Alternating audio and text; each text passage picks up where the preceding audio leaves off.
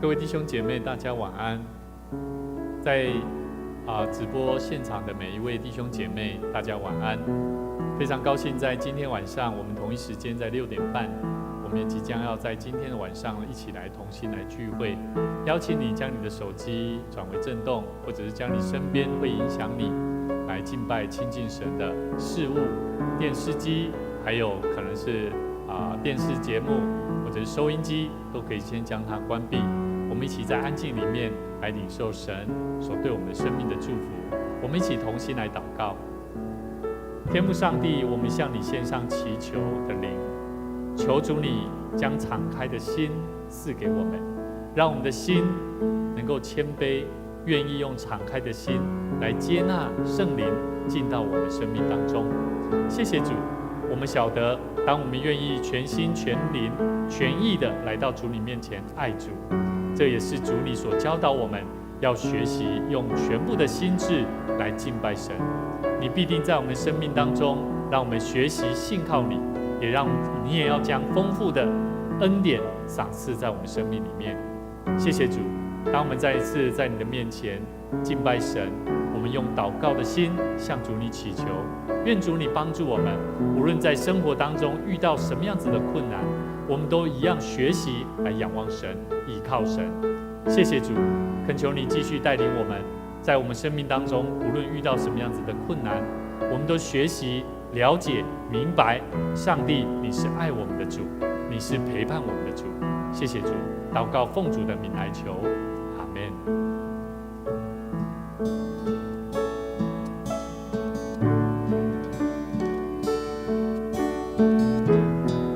遇到什么样的困难，我们的主依然爱我们。我们有这首诗歌，依然爱我。有时候我不明白，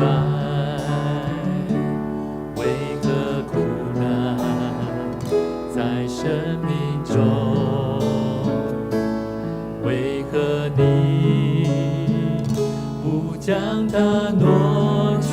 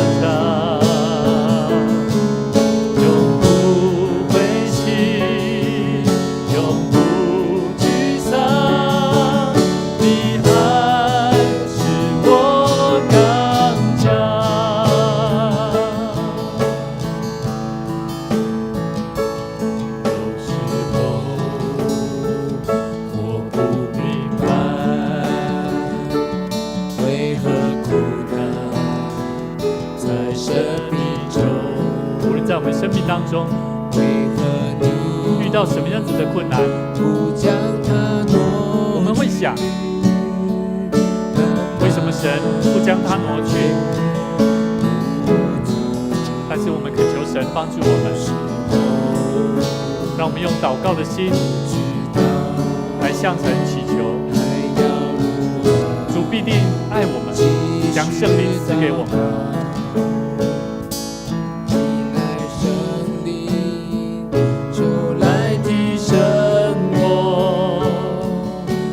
将我里面能力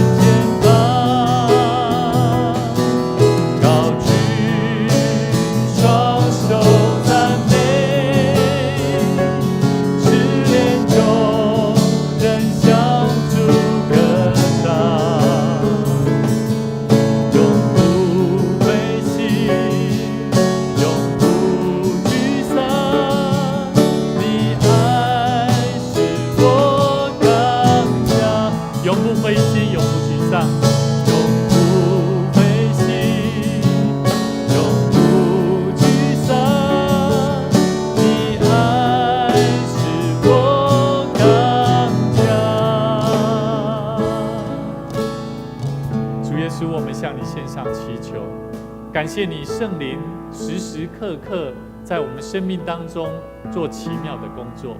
这是主上帝给我们宝贵的恩典，透过耶稣基督的救恩，透过我们全心的信靠，透过我们全心全意的奉献，我们相信我们的生命要带来不一样，因为我们永远跟随主。我们期待在神的恩典当中，我们学习高举双手，用在赞美的声音，用赞美的生命，无论在什么样的试炼当中，我们依然能够见证神，高举神的荣耀。求主帮助我们，让我们成为神的儿女。我们学习更多的了解清楚的意向是什么，我们明白我们的生命要如何为主你而活。谢谢主，我们再次在你面前感谢你的恩典，感谢你的祝福，感谢你在我们生命当中所带给我们的爱。感谢你，谢谢主。祷告奉主耶稣基督圣名来求，阿们。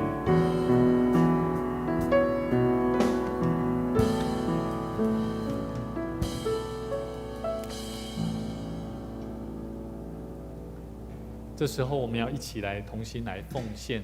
基督徒，我们用奉献来回应神，让我们一起在奉献当中，我们是用我们的生命，不是单纯金钱而已，是你要把你的心也奉献在主的面前，你就会愿意在你身边所获得的，上帝所给我们的在世上的产业，我们学习懂得回应神，懂得将我们的行动来见证上帝。牧师要鼓励你，如果你在就近的教会，你可以去找就近的教会，然后将你的心意带到就近的教会，让金钱能够作为上帝国度的使用。这时候我们一起来做奉献的宣告。我相信凡事都是上帝所创造，他拥有赏赐与收回的权柄。此时我愿意从你所得到的恩典，用感恩与敬虔的心奉献在你面前。求主在我每次甘心乐意的奉献中，操练我更加顺服委身，分别我的生命。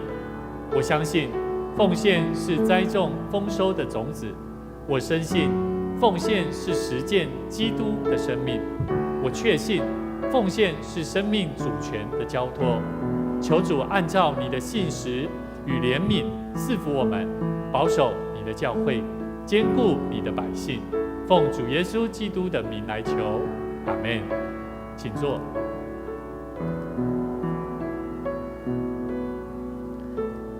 各位弟兄姐妹，大家平安。那今天牧师要跟大家分享一个主题，叫做主喜悦的好工人形象第2讲哈。那在我们讲的这一次的主题里面呢，我们谈到是有关如何更殷勤的，也就是说你要勤奋的，然后不懒惰的生命。那我觉得这个主题呢，在我们生命当中其实是一个非常重要，特别是在基督徒的生命我们知道信仰是抽象的，可是呢，基督徒当回到生活当中，他必须要面对的是他的生活，他的考验，他如何透过生活当中能够让人家看见，基督徒是不一样的。那通常都是要从你的抉择，从你的判断能力，甚至从你的实际的行动当中，让人家看出你是不一样的基督徒。所以牧师想要邀请你，跟你旁边左后邻居前后左右的跟他说你的生命要努力做工，你的生命要努力做工，努力做工一定要有一个好的态度，就是要勤奋。无论大大小小的事情，我们都能够勤奋。所以呢，我们要学习，要能够聆听主的道。我们不仅是听主的道，我们还要遵循呢。好，所以很多时候我们都说主啊，求让我能够听见主你的声音。我觉得听见主的声音那还好，重点是当你听见主的声音的时候，你愿不愿意去怎么样去跟随？所以这个台语他说，咱就爱安静。听尊叹，听叹，我干嘛安静听叹主的声？有没有听过这句话？安静听叹主的声。这个听叹是什么？听叹的意思叫做注意听，然后遵守跟随啊。所以我觉得基督徒不是只有单纯听见主的声音，还要学习听见主的声音怎么去做，而且要做出好的态度，而且不是随便的。好，我觉得这个是不容易啊。哈，所以呢，那我们好几个礼拜哈，牧师跟大家我们再来复习一下哈。那我相信大家会越来越深刻啊。每一个礼拜牧师所分享的主题，我们谈到3-4个礼拜前受苦的心志里面，按照个人的角度来看，它的目的是一种什么？断绝罪的武器，而且它是为我带来什么？生命的律例，而且会每一个人都是承担得起的受苦的心志。那上个礼拜我们提到受苦的心志的方向跟目的呢？方法，它的目的只有一个，叫做为了什么？很简单，你受苦是为了什么？很简单，就是为了传福音。所以基督徒不是说我传很辛苦在教会服侍神，然后他的你可不可以跟我们分享为什么你愿意这么努力在做工啊？不啦，这没有什么啦，这没有什么啦。然后一直啪啪啪啪躲到后面啊，你不要再来找我了。我们要听你为什么会这样？你怎么可以这么做？这个就是为了传福音。所以有些人当然不，有些人不见得他会说得出来。可是有些人看到这样的人，就会怎么样？无形的当中，他就会跟着做了。可是呢，牧师发现我觉得不只是为了传福音做而已，我们还可以去怎么样分享见证？我们要分享出来，说明怎么做。就好像牧师为什么做牧师？他不是只有会讲，他还要怎么样？要带着大家一起来，对不对？所以你会发现，如果牧师只会讲，你会想要做吗？我觉得你一定不会想要做，因为牧师你没有做给我看，我怎么知道怎么做？懂我意思吗？所以我觉得这个很重要，传福音是需要有行动力的。好，第二个，我们上个礼拜分享到受苦的心志呢，方向跟方法的角度呢，还有为了主而奔跑，为了要得着主的奖赏。第三个，我们要攻克己身，叫身复活。所以我们了解到，人在受苦跟挫折的过程当中，其实很容易体会到，这是对生命是一个非常好的礼物。你相不相信？有没有？当小朋友他在骑脚踏车的过程当中摔伤了，受到那种害怕，然后怎么样刚强壮胆的、勇敢的去踏出脚踏车的那一步，会骑了以后，他的生命价值有没有更好？有啊！当你开始学会骑脚踏车，你就感觉好开心哦！我终于可以去到哪里，我想要去哪里去哪里。生命的价值被肯定了以后，他开始有目标会去达成。所以我觉得基督徒也一样，当我们遇到生活当中、生命当中会遇到很多的不同的挫折，有不同的挑战。可是这些挫折跟挑战，往往会带给我们生命是一个非常好的礼物。所以呢，我们曾经有一个故事这样说：有一个非常有钱的有钱人，他请了一个管家。这个管家他每天都会为这个主人呢，然后提着2桶水到2公里外的井去打水。这个管家用的是2个水桶，其中有一个水桶呢是破裂的，那有一个水桶是完整的，没有破裂的。可是呢，这2个水桶呢，每次回到主人家的时候呢，一定呢只会怎么样？另外这个半桶，这个破裂的只有半桶的水量。所以呢，每次呢，这个有缺陷的水桶呢，每次都带给这个管家，他就要多跑好几趟。有一次呢，这是拟人化的故事啦这个破掉的这水桶就跟这个管家说我感到非常的不快乐，因为呢，每次你用我去打水每次呢，我都只为了这个主人的家庭只带来了半桶水量，我很难过。我觉得你每次都为了我而被主人骂。说为什么水都只剩下一半，而且还害你这样多跑好几趟。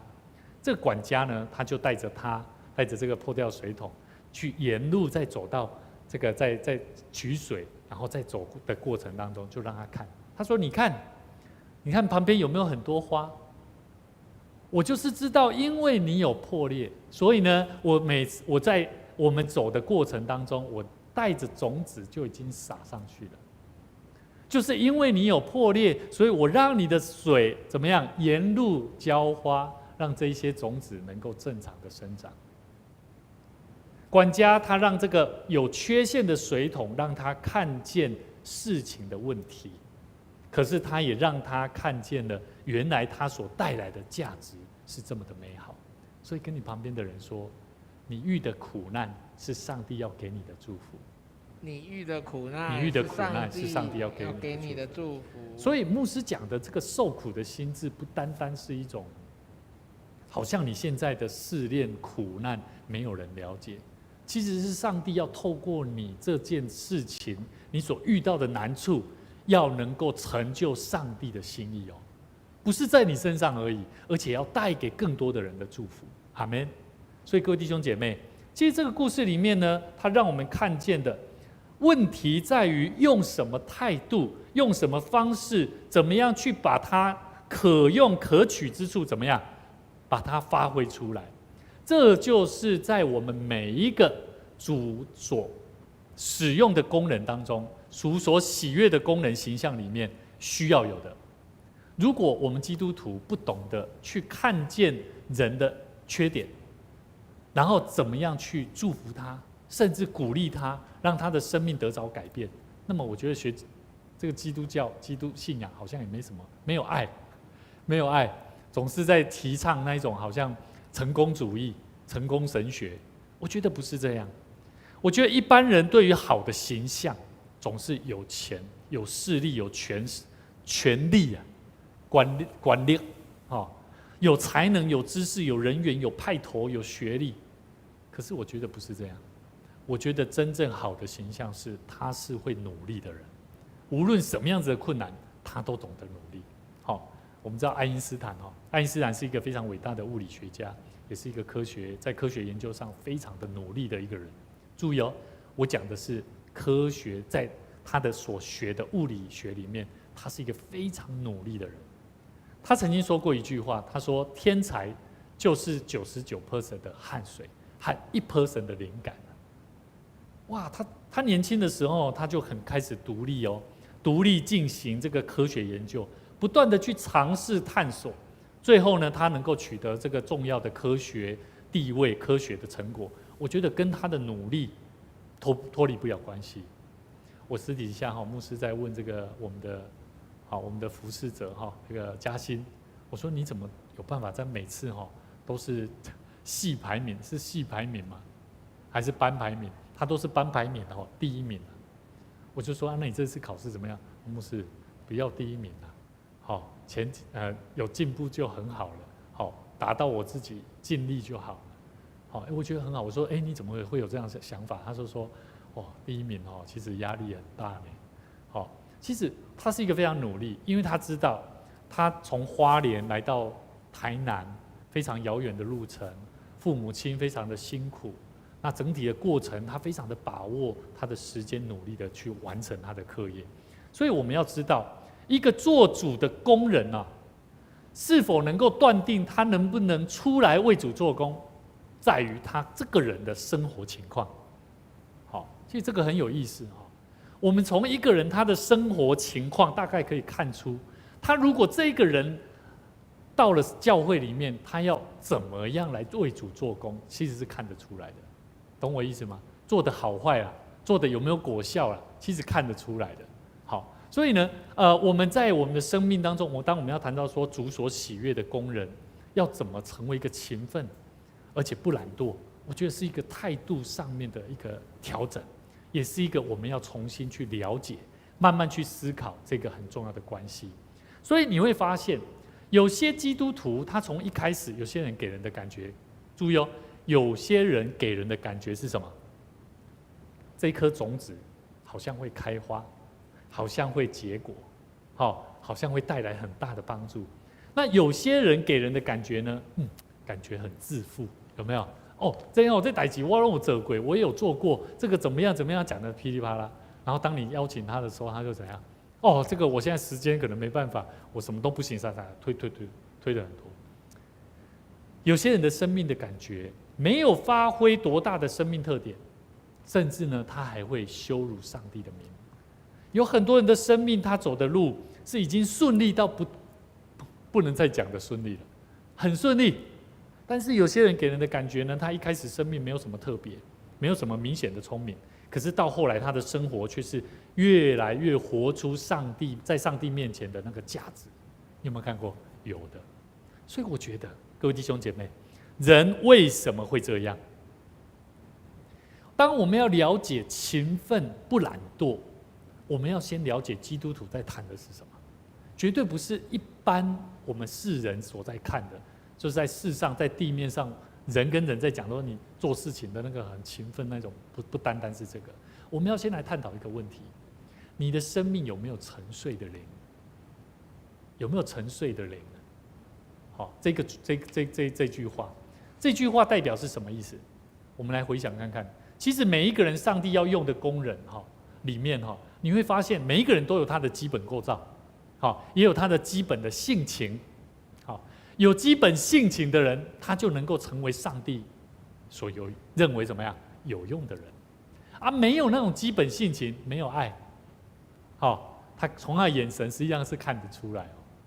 那没有这种性情的人呢，很简单，他在上帝侍奉的道路上面，他就没有用。所以呢，我们要了解，我们没有看见一个做工的人自己的身体管不了。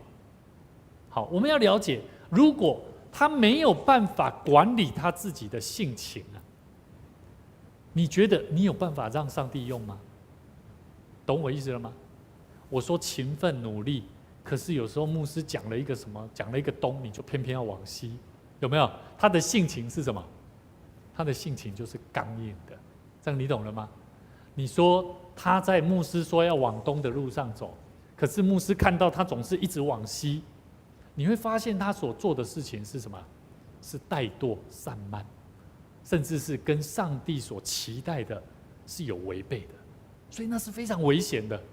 所以我们要了解，勤奋不代表你的方向是正确的，而是在于你本身你的性情有没有让主所用，了解上帝的心意。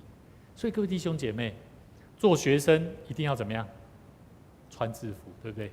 你从他穿制服，你就会发现他就是学生。可是如果穿着制服的学生他不去上学，你觉得他有办法成为学生吗？基本的那一层面，你就看出来他不是一个学生，他也没有办法扮演好学生的身份。如果做圣歌队，你们有参加圣歌队，你就会发现那个有团员他怎么样就是不听指挥，反正指挥总是在那边呢，还在那边什么分享的啦，还要发声的啦。牧师就遇过有那种弟兄就会跟我讲说，牧师练那么久不赶快练，然后怎样唠叨的话一大堆，你会发现你就看出他没有办法唱出优美的旋律，这件事情绝对在他身上你看不到。这样你懂我意思吗？所以懒惰不懒惰勤奋，实际上在主喜悦的工人这个角度上面，我们一定要了解有哪些是让我们沉睡的灵。沉睡的灵我觉得有很多，有包含我们的刚硬的心，我们用我们的想法去看待上帝国上帝所要成就的事情。所以在我们无法去符合上帝所期待的那个形象的时候，往往会让我们越来越散漫，甚至会让我们就像沉睡了一样，我们不想动。你说什么你随便你讲，反正我就做我的，你懂我意思吗？那个沉睡的灵就是在形容这样的基督徒。那做基督徒呢，如果你不读经也不祷告，你觉得你有办法体会到上帝所讲的那个生命的智慧吗？有办法吗？实际上是有，非常难的啦。也不是说完全没办法，有些基督徒他真的是看不懂字，他真的文盲啊，这没办法。可是呢，他却很认真去听有声圣经。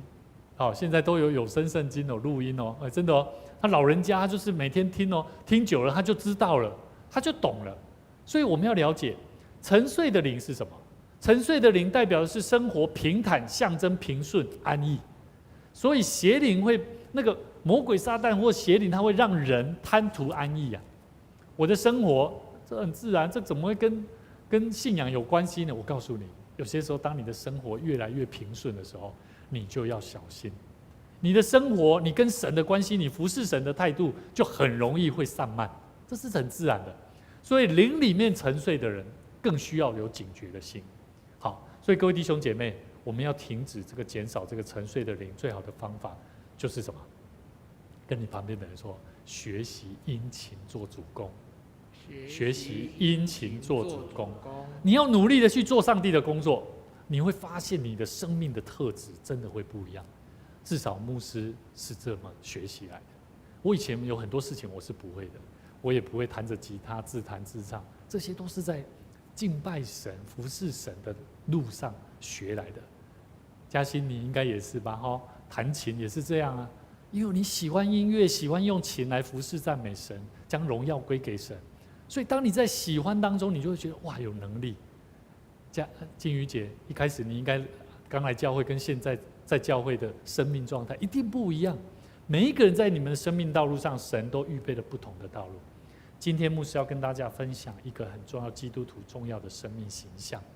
这个重要的生命形象是记载在希伯来书里面哈。那希伯来书呢，我们一起来看一段圣经节哈。希伯来书6章1到2节，我们一起来念哈。来，所以我们应当离开基督道理的开端，竭力进到完全的地步，不必再立根基，就如那懊悔死刑、信靠神、各样洗礼、按手礼之礼、使人复活，以及永远审判各等教训。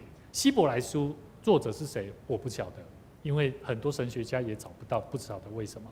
但是呢，这一本书呢，却是高举耶稣基督的一本书卷。那这一本书里面，这个作者他特别喜欢借着上帝的儿子耶稣基督来教导跟随他的门徒应该要有的态度。这样懂了哈？我先讲一下背景。所以你再去看这一段圣经节的时候，你会发现，这个作者他特别在提醒我们什么道理？我们刚刚看到，我们应当离开基督道理的开端，很怪哈。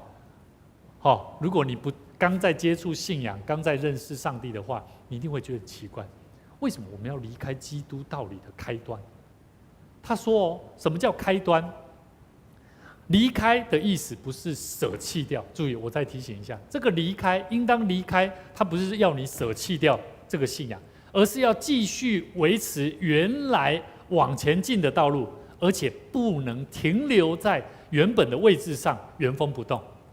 那什么是基督道理的开端？基督道理的开端就在后面了，后面所讲的，他说什么？懊悔死刑，信靠神，各样洗礼、按手之礼、使人复活，以及永远审判各等教训。他的意思就是说，信徒你不能够继续维持在你原先的地步。譬如说，你已经受洗了，可是你的生命没有增长。好，可能你也相信死人复活的耶稣，可是你不相信审判。你有没有看过这种基督徒？有哦。他为非作歹，继续做他的坏事情哦。他也相信耶稣基督复活。我觉得他他讲的这些顺序，他说懊悔死刑。什么是懊悔死刑？会让人生命死的行为，也就是说人会会认罪悔改的事情。好，然后呢，你要学习信靠神。信靠神不是只有你信靠神，你相不相信耶稣基督？我相信。你愿意决志来服侍神吗？不愿意。这样你懂了吗？你会发现看出人的生命态度就是很自然看得出来。所以圣经节他讲得很清楚我们应当离开基督道理的开端。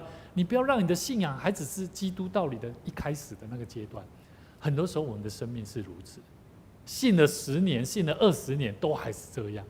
你不知道你的福音，上帝是带给你是有目的的，那个目的方向是非常清楚的，就是传福音。所以信徒不长进的原因，不是根基不好，而是因为没有尽力殷勤的去追求啊。所以他说什么？竭力进到完全的地步，不必再立根基啊。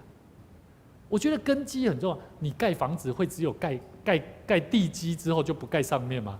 不会吧？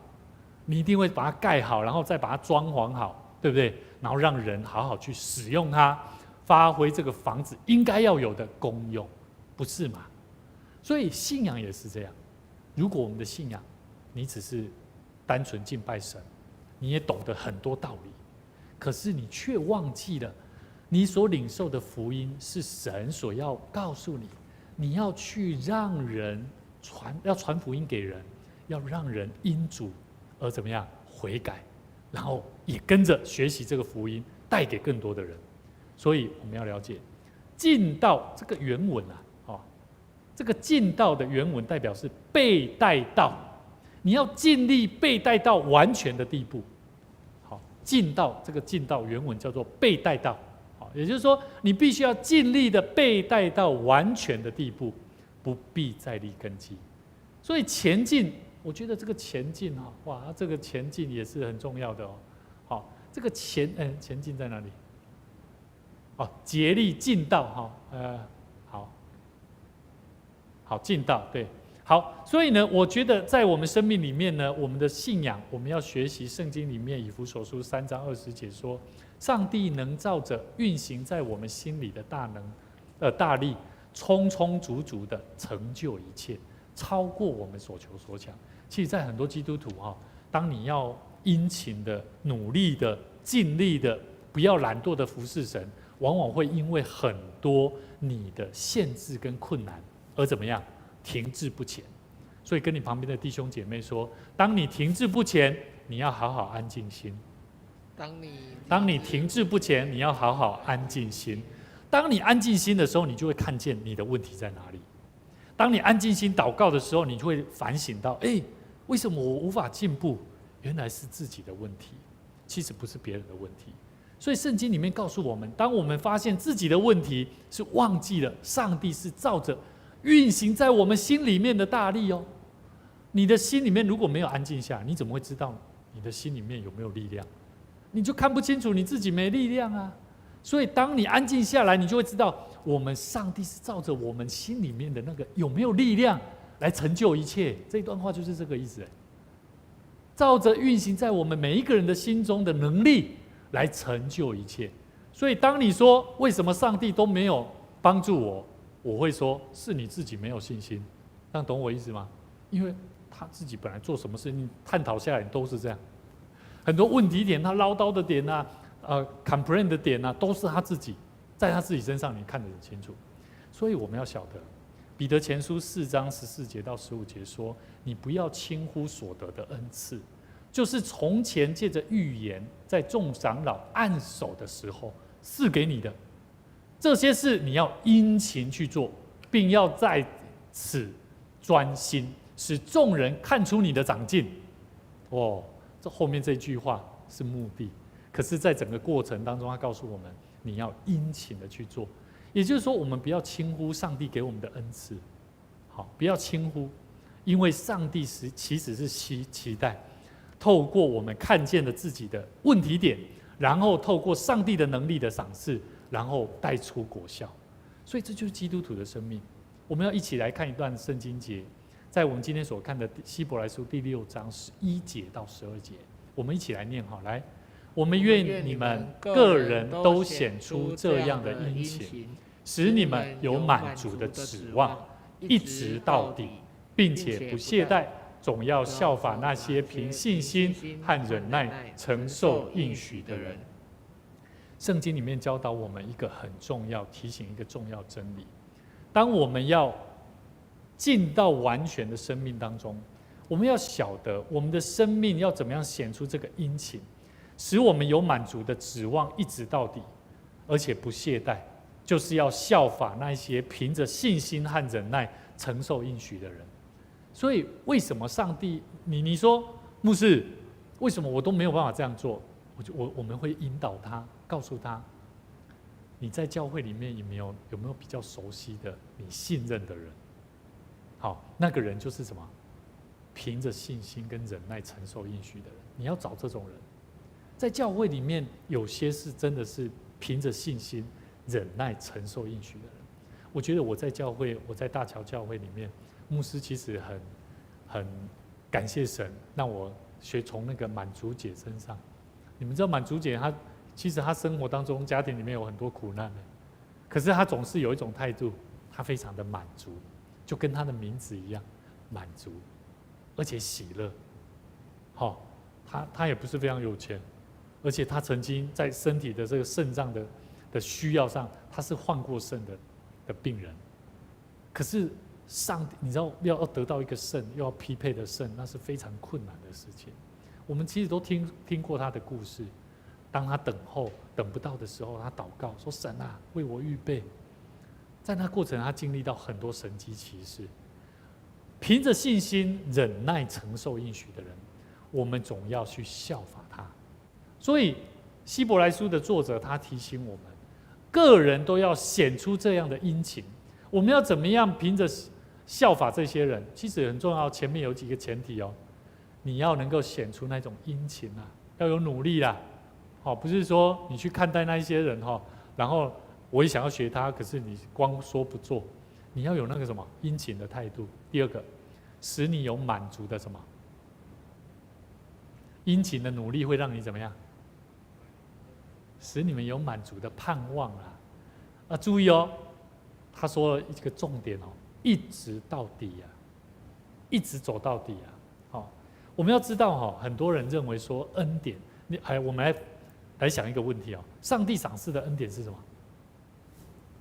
需不需要付上代价？不需要，没错。以弗所书2章8到9节说：“你们得救是本乎恩，也是因着信。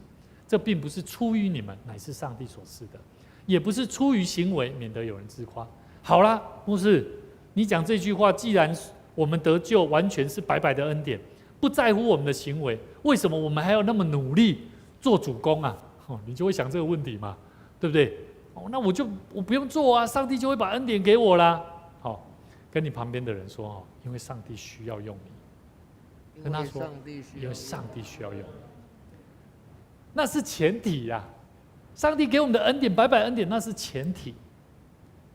好，那你可能又会问了，那很麻烦呢。我领受了这个恩典，那我还要做这个。这个时候牧师不知道怎么跟你讲了，我只要看你造化了，对不对？因为要不要还是在你自己啦。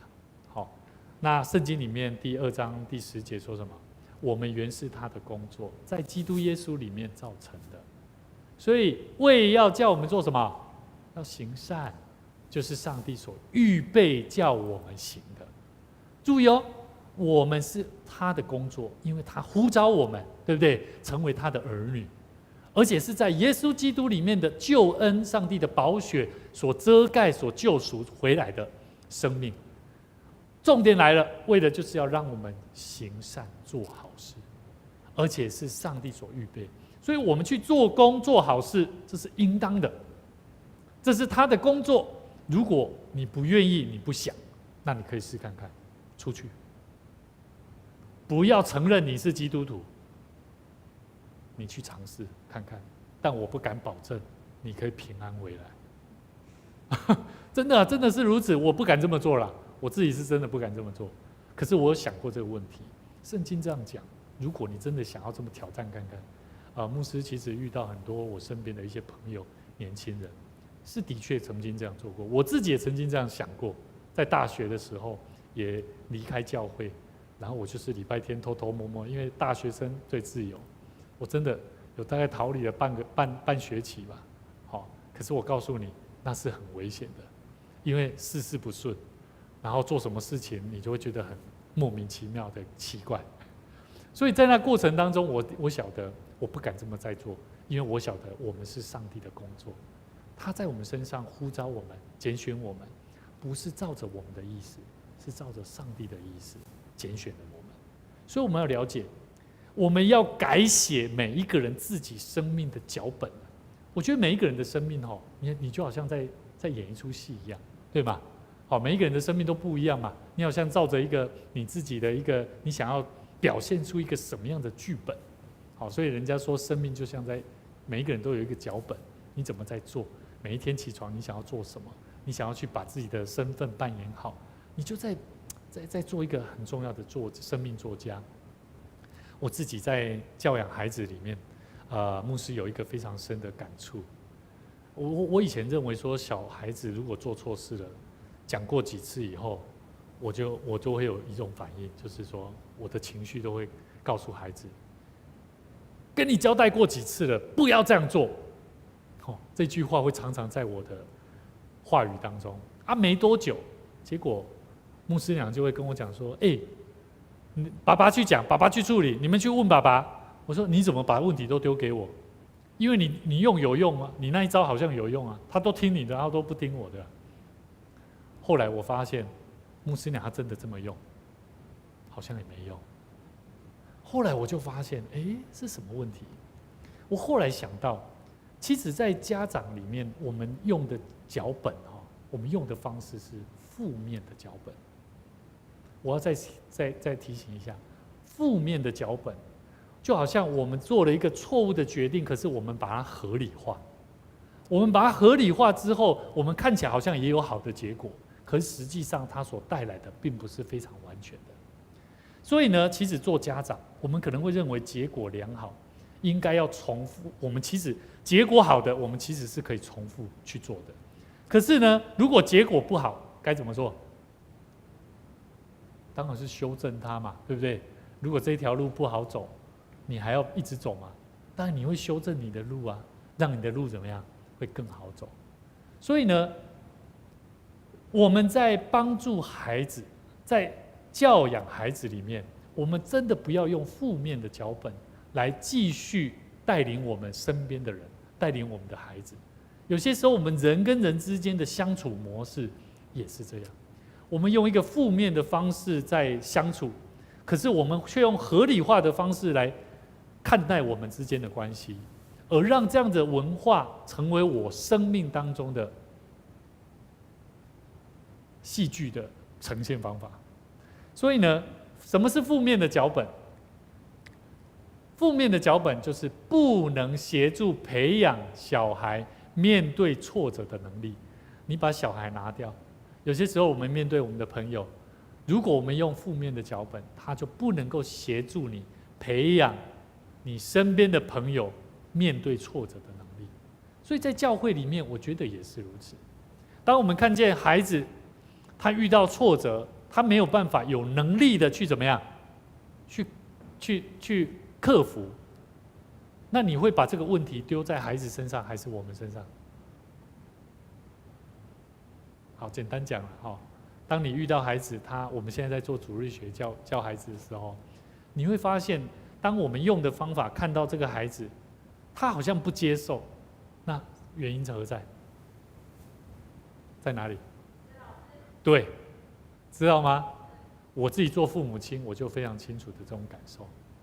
以前我认为我用的方法是对的，可是有一些方式是我们也要清楚是本来就应该做，譬如说祷告方法就是读经，这些还是很基本的，我们看得出来。可是方法怎么做？负面的脚本其实它影响到就是所谓的你的方法，你负面的方法实际上会带给孩子、带给你的教导、带给你的影响力，是成为不好的影响力。可是你却不了解你所带出来的一直在做不好的影响。所以我觉得在我们生命里面，我们要怎么样做一个好的为主传福音的工人？你有没有发现，我们很多时候没有办法传福音，是为什么？是因为我们也同样的用一个负面的脚本在传福音这样懂了吗？所以我们一起来学习如何改写这个负面的脚本。第一个，你要努力的表达清楚信仰的词语。我现在用的是一个传福音的一个范例假设传福音，我们要怎么样改写这个负面的脚本？第一个，努力的表达清楚信仰的词语。我们出去外面传福音我们要讲什么？我们以前有钱人说，你知道我们用4律那个律，然后里面的律很难福音、恩典，你知道恩典这个词在外面的人他们听不懂的，懂吗？有些孩子你告诉他说，你知道上帝带给我们多大的祝福，你要敬拜他。什么是敬拜？我们基督徒，我们来到教，你要敬拜上帝，教孩子，我们跟他讲要敬拜孩子。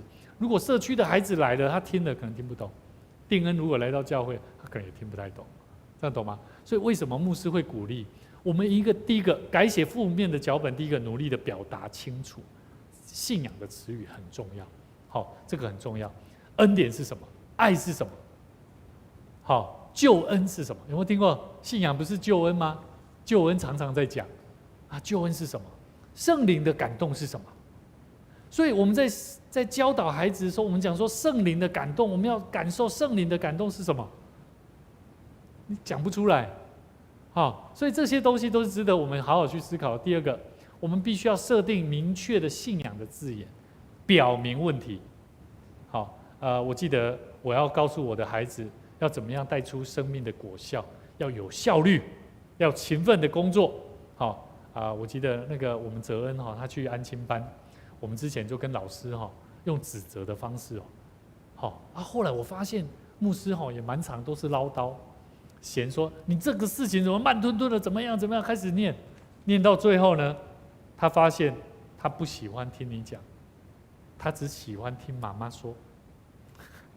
我终于明白，有些时候我们在讲的一些他的行为的模式，告知一个人他该怎么做，其实这个方法并不是很明确，看起来很明确，可是带着非常多的指责。所以我们必须要把一些信仰的字眼，我们要把它具体的描述出来。好，这个很重要。第三个，我们要评估自己的生活脚本，厘清到底自己做了什么。好，在很多时候呢，我们要为主做一个真正传福音的工人，为主传福音的工作，我们要先以什么？到底我自己有没有做到哪些？主日学的老师、牧师要鼓励你们，其实讲故事很简单。你只要想到这个故事它的重点在说什么，这个故事对你来说是什么，评估你的生活脚本，评估你自己在这个故事里面感触什么，这些孩子他会听到的重点就是你最后这个重点，这个重点就成为了他生命当中愿意学习像你一样的重点。他单纯的不是听到一个故事，听到的是第一个表达不清楚的信仰词语。其实这些东西都是牧师在讲道里面学习来的功课。所以各位弟兄姐妹，传福音其实是很容易的，传福音就是一个生命的回应。所以期待在我们生命里面，求神帮助我们在属灵的生命里面，其实我们的经历总是有两个面向。第一个，有主作为的一面，也有我们追求的一面，是不是？好，所以罗马书12章11节说：殷勤不可懒惰，要心里火热，常常服侍主。在属灵的事上，殷勤没有懒惰才是蒙福的要诀了。祝福各位在我们生命里面呢，我们要学习做主的工人。圣经里面我们也知道，这个有一个上帝其实是不用懒惰的人耶稣做一个比喻说一个人要出国，然后将家业交代给仆人有5000、2000、1000的。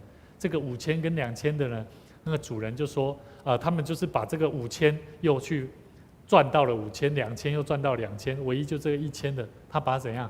把它埋在土里面。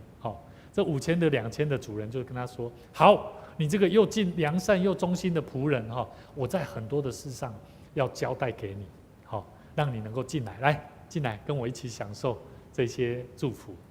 这1000的主人回答说：你这个又懒又恶的仆人啊，你既然知道我没有要种的地方也要收割了，没有散的地方也要聚集，要把它聚集起来，你就应当要把这些钱至少要怎么样？至少密码要捡起来，拿给兑换银币的人，到我回来的时候还可以怎样？连本带利，要有利润嘛，对不对？所以你有曾经听过以前有些人他赚到的钱都把它放在那个床底下，有没有？然后10年过后、20年后，他拿出来说：哇，怎么被虫吃掉了？对，就是类似的道理。所以呢，各位弟兄姐妹，我们要了解今天的圣经节里面告诉我们，我们要殷勤，我们要有盼望，而且要一直到底。